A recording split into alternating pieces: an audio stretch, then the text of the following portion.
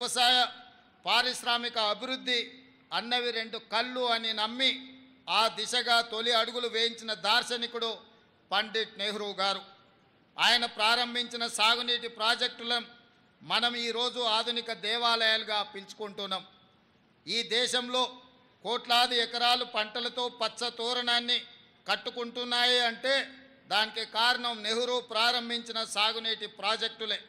మన రాష్ట్రంలో నాగార్జున సాగర్, శ్రీశైలం, బాక్రానంగల్, శ్రీరామ్ సాగర్ లాంటి ప్రాజెక్టులు నెహ్రూ ప్రారంభిస్తే ఆ తర్వాత వాటిని పూర్తి చేసి కోట్లాది మంది రైతుల పొలాలకు సాగు జలాల పారించిన గొప్ప చరిత్ర స్వర్గీయ శ్రీమతి ఇందిరాగాంధీకి దక్కుతుంది. అంతేకాదు పారిశ్రామికంగా BHEL, ECIL, IDPL, మిదాని వంటి ఎన్నో ప్రభుత్వ రంగ సంస్థలు ఆ స్వర్ణయుగంలో నెలకొల్పబడినయే. హరిత విప్లవం, శ్వేత విప్లవం, నీల విప్లవం వంటి కార్యక్రమాలను చేపట్టి అన్ని రంగాల సమగ్రాభివృద్ధికి కృషి చేసిన ఘనత నాటి ప్రభుత్వాలది. బడా పారిశ్రామికవేత్తలకు మాత్రమే తెలిసిన బ్యాంకింగ్ వ్యవస్థను జాతీయీకరణతో గ్రామీణ ప్రజల చెంతకు చేర్చిన ఘనత, ప్రతి పౌరుడికి బ్యాంకును అందుబాటులోకి తెచ్చిన గొప్పతనం ఆనాటి దార్శనికుల వల్లనే జరిగింది.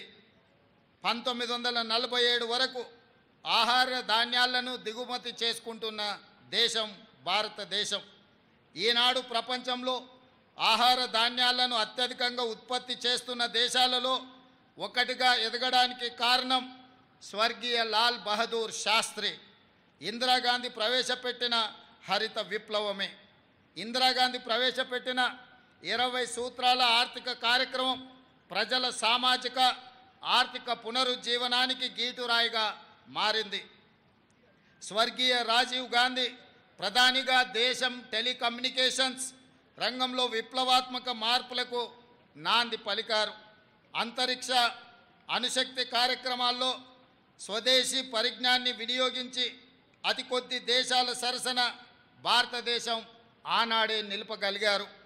స్వర్గీయ రాజీవ్ గాంధీ హయాంలో ఈ దేశానికి సాంకేతిక విప్లవాన్ని తీసుకురాగా ఆ తర్వాత ప్రధానిగా బాధ్యతలు స్వీకరించిన మన తెలంగాణ బిడ్డ స్వర్గీయ PV నరసింహారావు గారు ఆర్థిక విప్లవాన్ని తీసుకువచ్చి భారతదేశ ముఖ చిత్రాన్ని మార్చివేశారు.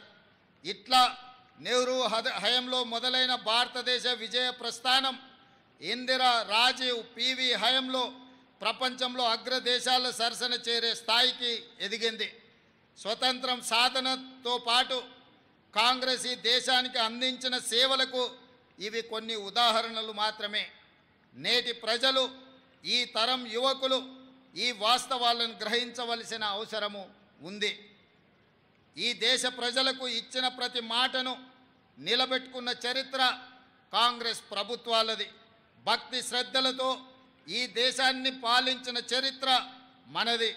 తెలంగాణ ఆకాంక్షల విషయంలో సైతం ఆ విషయం సమకాలీన సాక్ష్యంగా ఉంది. 2004లో కరీంనగర్ వేదికగా తెలంగాణ ప్రజలకు శ్రీమతి సోనియా గాంధీ గారు మాట ఇచ్చారు. తెలంగాణ ప్రజల మనసు నాకు తెలుసు, వారి ఆకాంక్షలు నెరవేర్చే బాధ్యత తీసుకుంటానని వారు చెప్పారు.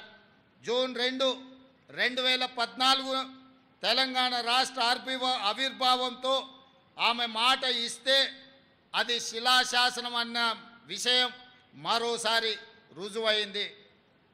మా సిద్ధాంతం గాంధీ సిద్ధాంతం, మా వాదం గాంధేయ వాదం. మహాత్ముడి దృష్టిలో స్వతంత్రం అంటే కేవలం రాజకీయ విమోచన మాత్రమే కాదు, ఆర్థిక, సామాజిక, సాంస్కృతిక పునరుజ్జీవనం.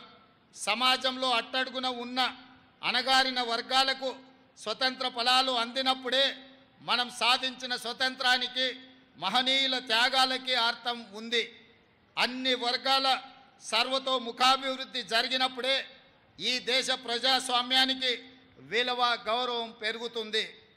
4 కోట్ల ప్రజల ఆకాంక్ష, యువత బలిదానాలు, విద్యార్థుల పోరాటాల ఫలితంగా సాధించుకున్న తెలంగాణ రాష్ట్రంలో దశాబ్ద కాలం తర్వాత నిజమైన ప్రజాపాలన మొదలైంది.